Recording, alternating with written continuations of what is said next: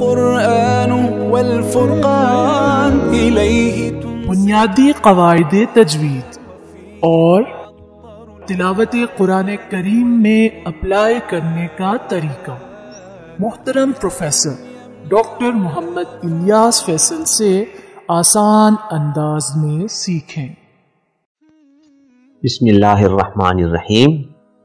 مد کہتے ہیں کسی لفظ کو لمبا کر کے پڑھنا۔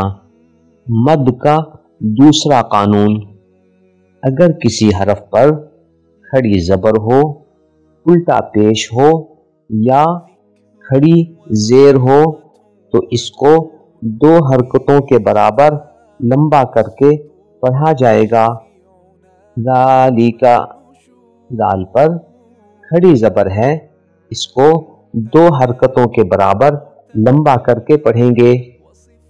لہو، ہا پر الٹا پیش ہے، اس کو دو حرکتوں کے برابر لمبا کر کے پڑھیں گے۔